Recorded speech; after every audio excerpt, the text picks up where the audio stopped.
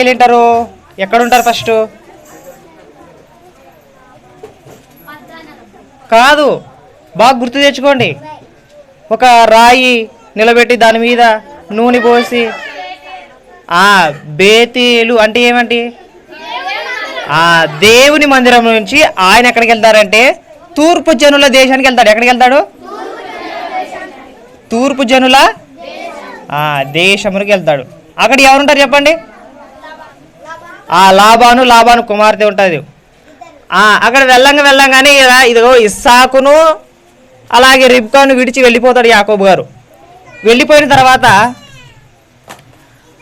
తూర్పు జనుల దేశం రాగానే ఎవరు ఉంటారంటే అక్కడ ఒక బావి ఉంటుంది. ఇక్కడ ఆ బావి దగ్గర ఆ దేశ నివాసులు ఏం చేస్తుంటారంటే గొర్రెలకు నీళ్ళు పెడుతుంటారు. అక్కడ ఎన్ని గొర్రె మందలు ఉంటాయి? 3 గుర్తున్నాయా అందరికి? 3 గొర్రె మందలు ఉన్నప్పుడు వాళ్ళు అడుగుతాడు, ఇదిగో నా మామైనటువంటి బేతీయులు మీకు తెలుసా అంటే, హారానీయులు కదా వీళ్ళంతా అంటే మాకు తెలుసు. ఇదిగో ఆయన కుమార్తె ఎవరు? రాహేలు లాబాను కుమార్తె సిరియావాడగు లాబాను మందను మేపుతూ వస్తుంది. ఆమె కుమార్తె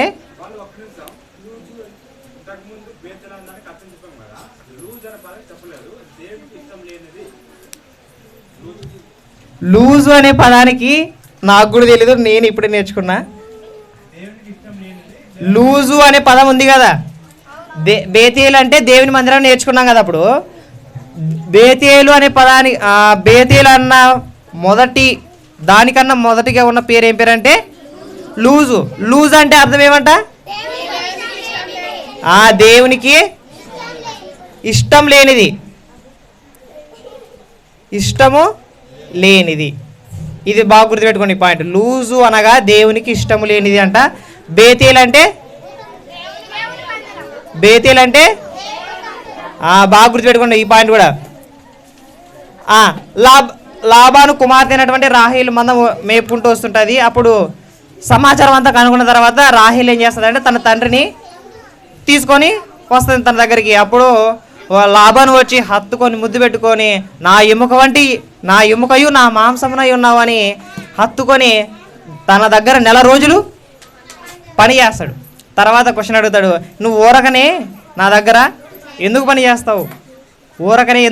ఎందుకు కొలువు చేస్తావు అంటే, ఇదిగో నీ చిన్న కుమార్తె అంటే రాహేలుని ఏం చేశా? ప్రేమించాను కాబట్టి రాహేలు నిమిత్తం 7 సంవత్సరాలు నీకు కొలువు చేస్తా, నీ గొర్రె మందలను మేపుతా అంటాడు. అన్న తర్వాత 7 సంవత్సరాలు కొలువు చేస్తాడు. కానీ లాబాను ఏం చేస్తాడు? కుయుక్తిగా ఆలోచించి ఆ దేశ ఆచారం ఏముందంట, పెద్దదానికంటే ముందు చిన్నదానిని ఇయ్యకూడదు, పెళ్లికి ఇయ్యకూడదు. కాబట్టి ఆ దేశ ఆచార ప్రకారం వీళ్ళు ఏం చేస్తారంటే మొదటగా లేయను ఇస్తాడు. తర్వాత మోసం చేసావు లాబాను, నువ్వు నన్ను మోసం చేసావు కాబట్టి ఇదిగో నా దేశ ఆచారం ప్రకారం పెద్దదాన్ని ముందు ఇచ్చా. అంతగా ఉంటే రాహేలుని ప్రేమించావు కదా, రాహేలు నిమిత్తం మరలా 7 సంవత్సరాలు కొలువు చేస్తాడు. చేసిన తర్వాత మరలా ఇష్టంగా 7 సంవత్సరాలు కొలువు చేస్తాడంట. అలా సుమారు 20 సంవత్సరములు 20 సంవత్సరాలు మనం లెక్కేసుకుంటే 21 వస్తాయి. కానీ మిగతా అధ్యాయాలకు పోతూ ఉంటే యాకోబు గారే రిఫరెన్స్ ఇస్తాడు. ఇదిగో నేను సుమారు నీ దగ్గర 20 సంవత్సరాలు పని చేశానంటాడు. అంటే 21 కాదన్న అర్థం. 7 సంవత్సరాలు ఏమో లేయ నిమిత్తము, 7 సంవత్సరాలు ఏమో రాహేలు నిమిత్తం, అటు తర్వాత 6 సంవత్సరాలు నీకు గొర్రెలను మేపి అంటాడు. అంటే మొత్తము 20 సంవత్సరాలు. మనము 29వ అధ్యాయంలో చూసుకుంటే ఎన్ని సంవత్సరాలు వస్తాయంటే 21 వస్తాయి. అది కాదు, ముందు అధ్యాయంలోకి వెళితే 20 సంవత్సరాలు పర్ఫెక్ట్గా పని చేసినట్టు కనబడుతుంది. అర్థమైనా? తర్వాత రాహేలు నిమిత్తం 7 సంవత్సరాలు కొలువు చేస్తాడు. తర్వాత మరలా 6 సంవత్సరాలు ఎక్స్ట్రా పని చేస్తాడు. తర్వాత రాహేలుని ప్రేమిస్తాడు. ఇదిగో ఇప్పుడు లేయ ద్వేషింపబడుట యెహోవా చూచి ఏం చేస్తాడంటే లేయ గర్భాన్ని తెరుస్తాడు, రాహేలు గర్భాన్ని మూసివేస్తాడు. అందుకని లేయా ఎంతమంది కుమారులు కంటది? మొదటి వాని పేరు చెప్పండి. రూబేను. రెండవ వాని పేరు షిమ్యోను. మూడవ పాని లేవి. తర్వాత యూదా. Very good. ఈ నలుగురు కుమారులు పుడతారు. అందులో వచ్చేసి తన తండ్రి అయినటువంటి లాబాను లేయాకు ఒక దాసిని ఇచ్చింటాడు. లేయాకు దాసి ఇచ్చింటాడు.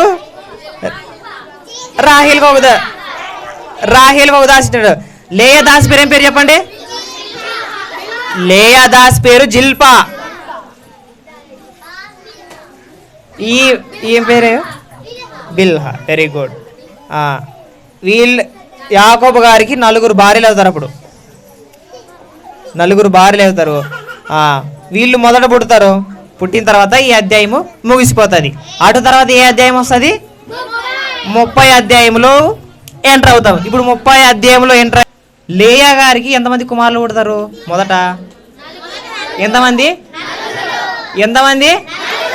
పలకండి కొంచెము.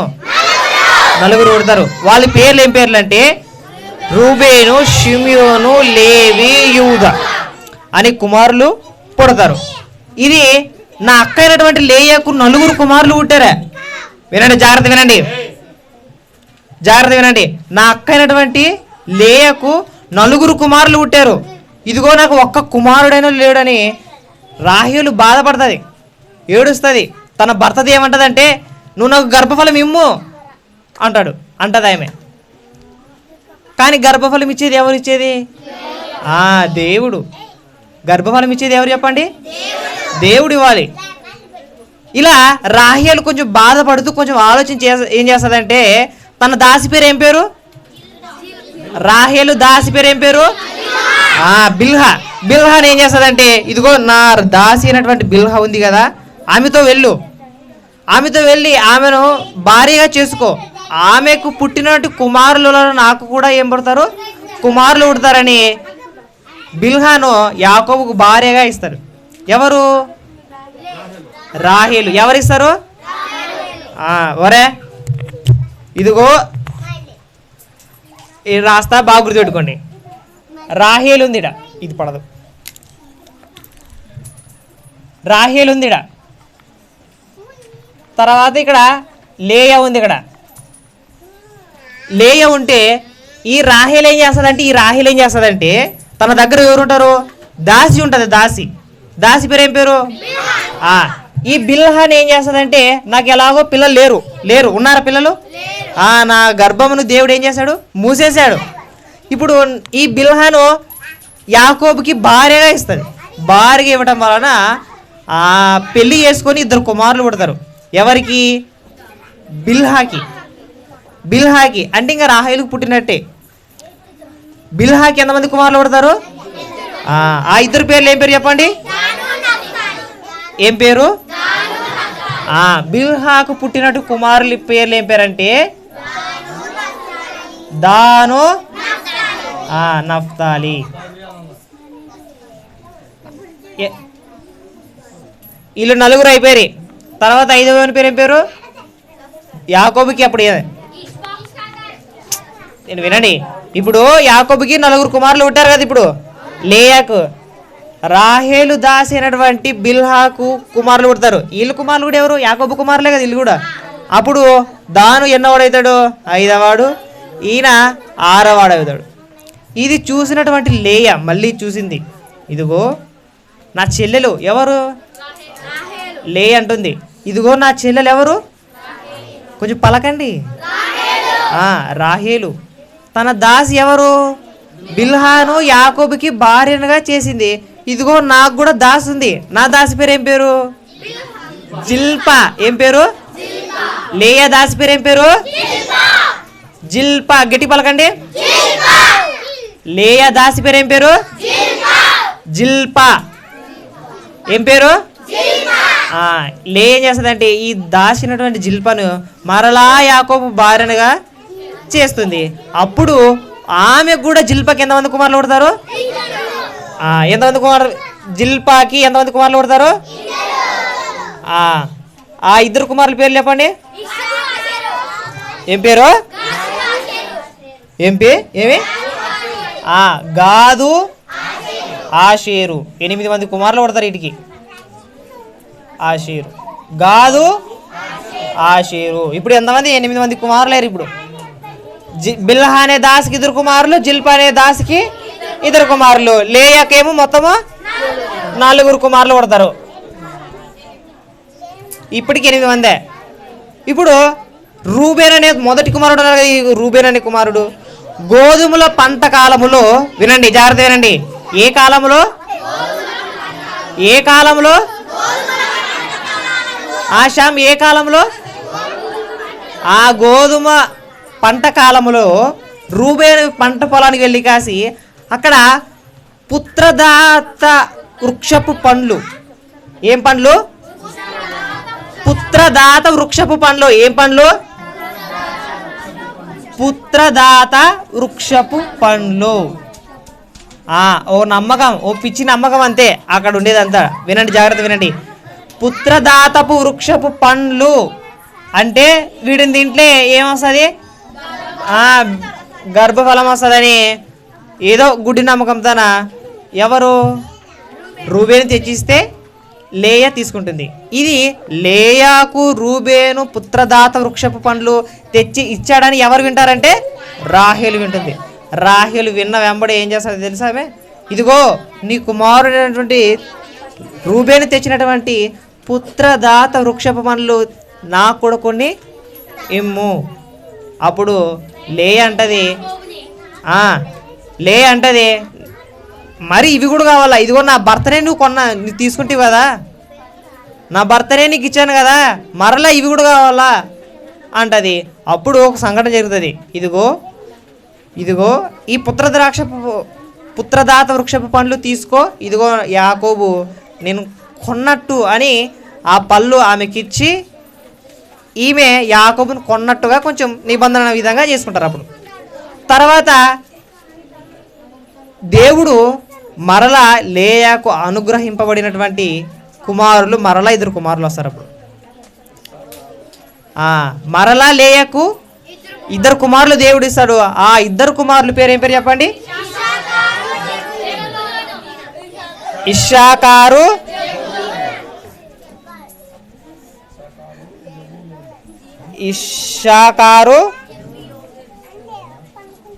జెబూలును.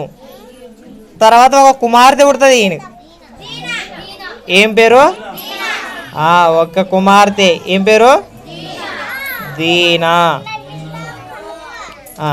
తర్వాత ఇది 29 అధ్యాయము ప్లస్ 30 అధ్యాయము సగం పేరల మొత్తం ఉండేది పుత్రుల గురించే, కుమారుల గురించే.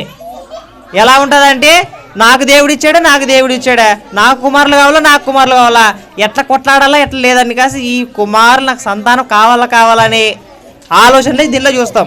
ఈ 29వ అధ్యాయం మొదటి ప్యాసేజ్లో అర్థమైనా. ఇప్పుడు యాకోబు గారు కొంచెం బుద్ధి వచ్చి ఏం చేస్తాడంటే, ఇదిగో నాకు సమస్త కుమారులు భార్యలు ఇంతమంది ఉన్నారు, ఇదిగో నా స్వదేశానికి వెళ్ళిపోతాను మామ అని తన మామతో చెప్తాడు, లాబానుతో చెప్పినప్పుడు వినండి జాగ్రత్త వినండి.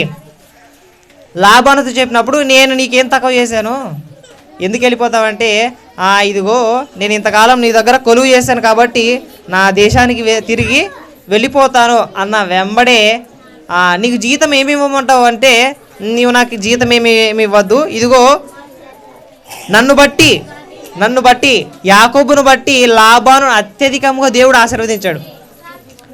వినండి, యాకోబు పాదం పెట్టిన చోటెల్లా యెహోవా లాబాను ఆశీర్వదిస్తూనే ఉన్నాడు. 30 అధ్యాయం 30 వచనంలో చూస్తే అక్కడ ఉంటుంది, నేను పాదం పెట్టిన చోటెల్లా యెహోవా నిన్ను ఆశీర్వదించెను, గొర్రెలను, మందలను, మేకపోతులను, అలా విపరీతమైన ఆస్తి సమకూర్చబడింది. ఎవరికంటే లాబానికి. అంత గొప్పగా ఆస్తి. ఆ ఆస్తి ఎంత గొప్ప ఉంటుందంటే వినండి, జాగ్రత్త వినండి. అప్పుడు ఇదిగో నాకు కొంచెం జీతం ఇవ్వమంటావు కదా, నీవేం చేయనక్కర్లేదు, ఇదిగో నీ మందలు, గొర్రె మందలు ఉన్నాయి, ఇవి ఉన్నాయి కదా, మేకపోతులు, ఇవి గొర్రెలు, చిన్నపిల్లలు ఇవన్నీ ఉన్నాయి కదా, వీటిలో ఏం చేస్తావంటే పొడలైనను మచ్చలైనను, వినండి, పొడలైనను మచ్చలైనను అలాగే మేకలలోను గొర్రెలలోను పొడలైనను మచ్చలైనను ఉన్నటువంటి వాటిని వేరు చేసి తెల్లగా ఉండేటివి ఒక సైడు. ఏమంట మచ్చలు పొడలు గల ఒక గుంపు, ఇంకోటి మచ్చలు లేనివి.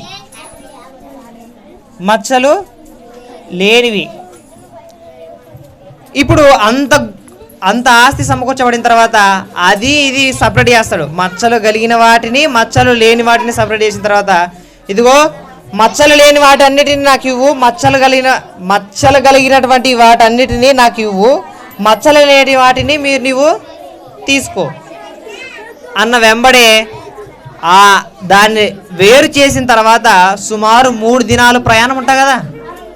3 దినాలంత ప్రయాణం అంత దూరంలో ఆ గొర్రెలను ఈ గొర్రెలను ఈ మేకలను ఆ మేకలను దూరం పెడతాడు యాకోబు గారు. అటు తర్వాత వినండి, చీనారు జంగి సాలు. వినండి, జాగ్రత్త వినండి. ఉమ్మెత్త పువ్వు మీలో ఎంతమంది తెలుస్తుందండి? ఉమ్మెత్త పువ్వు తెలీదా? సర్లే, జిల్లడపాలు తెలుసా మీకు? జిల్లడపాలు తెలీదా? జిల్లడపాలు ఆకు ఉంటుంది. ఆకును తెంపగానే ఏమొస్తాయి? పాలు వస్తాయి, అవునా కదా? అలాగే బైబిల్లాన చీనారు జంగి సాలు అనే చెట్లు ఉన్నాయి. ఆ చెట్లు చూరని కొన్ని తీసుకొస్తాడు. ఏ చెట్లు అంటే చీనారు, ఒకటి ఏంటి? చీనారు జంగి సాలు 3, 1, 2, 3 ఈ 3 చెట్లు తెచ్చి, బ్లాక్ పడదు ఆ 3 చెట్లు తీసుకొచ్చి తన యొక్క బెరడు ఒలిచి, వినండి, జాగ్రత్త వినండి, ఆ బెరడు ఒలచడం వలన దానిలో నుంచి ఏమొస్తాయి? పాలు వస్తాయి. యాకోబు గారు కొంచెం కుయుక్తిగా ఆలోచించాడు. కొంచెం గుడ్డి నమ్మకం అంతే. వినండి, జాగ్రత్త వినండి, గుడ్డి నమ్మకం. అలా చేస్తే మచ్చలు పొడలు గల పిల్లలను కంటాయని వాటి ముందు పెడతాడు అంతే. చూలు కడతాడు. జాగ్రత్త వినండి. చీనారు జంగి సాలు అనే 3 రకాల చెట్ల యొక్క చూవలను తీసుకొచ్చి ఆ గొర్రెలలోనూ మేకలలోనూ మచ్చలు కలిగినటువంటివి పొడలు కలిగిన వాటికి ఏం చేస్తాడంటే చూలు కడతాడు. చూలు కట్టిన వెంబడే అవి చారలు గల వాటిని మచ్చలు గల వాటిని కంటాయి. అలా యాకోబు గారిని విపరీతముగా దీవిస్తాడు. అవి చాలా వృద్ధిలోకి వస్తాయి. ఏ చెట్లు చెప్పండి?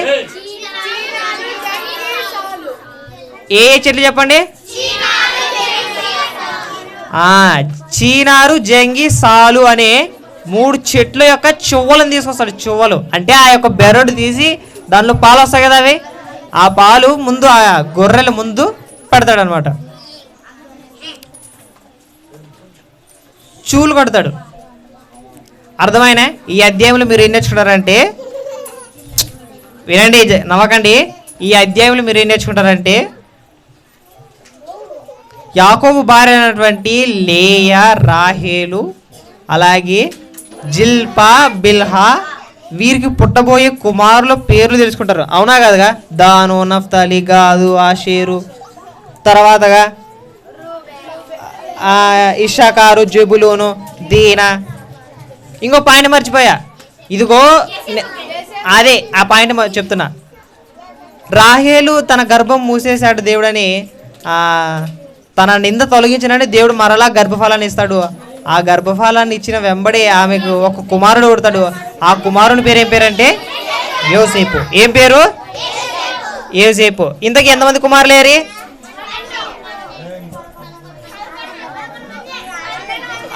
ఆడపిల్లతో కలుపుకుంటే లేదు, 11 మంది కుమారులు పుడతారు. యాక్చువల్గా అంటే బెన్యామీన్ అనే కుమారుడు పుడతాడు.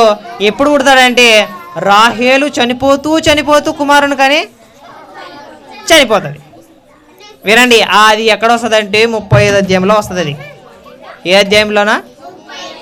ఇలా యాకోబు గారికి 12 సంతానం కలుగుతారు. ఎంతమంది? 12 సంతానం కలుగుతారు. 12 మంది అన్నదమ్ములకు ఒకే ఒక చెల్లెలు ఎవరు చెప్పండి? ఎవరు చెప్పండి? దీనా. దీనా అనే చెల్లెలు ఉంటుంది. ఎవరికి? 12 మంది అన్నదమ్ములకి ఒకే ఒక చెల్లెలు. ఎవరు చెప్పండి? దీనా. దీనా. ఇది చీనారు జంగిసాలు అనేవి కొంచెం గుర్తు పెట్టుకోండి. ఇవి చెట్ల పేరు. ఏం పేరు? చెట్ల పేరు. తర్వాత కావాలంటే మళ్ళీ అడగండి. చీనారు జంగిసాలు యొక్క చెట్ల యొక్క చువ్వలు అంటే ఏమి? తర్వాత కూడా మళ్ళీ అడగండి. అర్థమైనా? ఈరోజు కండదాకి ఏమిటంటే వినండి. యాకోబును దేవుడు ఎంత ఆశీర్వదించాడంటే లాబాను యాకోబు కలిసి నివసించలేనంత ఆస్తి దేవుడు సమకూర్చాడు. అంతే యాకోబును దేవుడు ఎంత ఆశీర్వదించాడు? చాలా గొప్పగా ఆశీర్వదించాడు.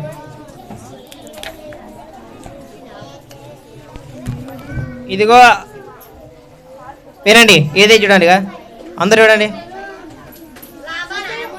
ముందు లాబాను, వెనక యాకోబు. అర్థమైనా? ఇక్కడ చారలు ఉన్నాయి చూడు. చారలుగా ఇలాగా మచ్చలు ఉన్నాయి కదా. మచ్చలు కలిగిన గొర్రెలు, మచ్చలు కలిగినటువంటి ఎద్దులు, మేకపోతులు, వీటన్నిటిని ఎవరు తీసుకుంటారంటే యాకోబు గారు తీసుకుంటారు. చారలు కలిగిన ప్రతిదాన్ని, మచ్చలు కలిగిన ప్రతిదాన్ని, పొడలు కలిగిన ప్రతిదాన్ని యాకోబు గారు తీసుకుంటారు. మిగతా తెల్లగా ఉండేటివన్నీ ఎవరు తీసుకుంటారు? లాబాను. సాధు జాతులు ఉంటారు కదా, ఒకే కలర్ ఉంటుంది చూడి, వాటన్నిటిని ఎవరు తీసుకుంటారు? లాబాను తీసుకుంటాడు. ఇలా యాకోబు గారు తన ఆస్తిని తీసుకొని తన సొంత దేశానికి వెళ్ళాలని అనుకుంటాడు.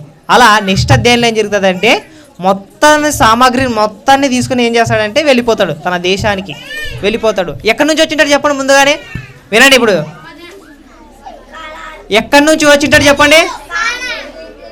జాగ్రత్త వినండి. ఎక్కడి నుంచి వచ్చింటాడు చెప్పండి. కానానులో ఉంటారు వీళ్ళ నాన్నలు. ఎవరు? ఇస్సాకు, రిబ్కా అనే వాళ్ళు కానానులో ఉంటారు. కానాను నుంచి ఈయన ఎక్కడికి వస్తాడు? పద్దనరాములోకి వస్తాడు. పద్దనరాములో నుంచి మరలా ఎక్కడికి ఇప్పుడు వెళ్ళాలనుకుంటున్నాడు? కానానికి వెళ్తాడు. కానాను నుంచి మరలా వాళ్ళు ఎక్కడ వెళ్తారంటే కొన్ని సంవత్సరాల తర్వాత ఐగుప్తుకి వెళ్ళిపోతారు. ఐగుప్తు నుంచి మరలా మోషే ద్వారా వాళ్ళే. ఇది రిటర్న్. యాకోబుని విపరీతంగా దీవించాడు కాబట్టి ఈరోజు కంటదవాకి ఏమిటంటే యెహోవా ఆశీర్వాదము ఐశ్వర్యం ఇచ్చును. యెహోవా ఆశీర్వదిస్తే ఐశ్వర్య సంపదలు పెరిగిపోతాయి. అంతే. దేవుడు నిన్ను నన్ను దీవిస్తే ఎవరు ఆపలేనంతగా, ఎవరు వెలకట్టలేనంతగా దీవిస్తాడు, ఆశీర్వదిస్తాడు. అంత ఐశ్వర్యం కలుగుతుంది. సరే వినండి, 2 సార్లు 3 సార్లు పలికిస్తా, తర్వాత అంతా మీరే కంటదవాకి చెప్పాలా. అర్థమైనా?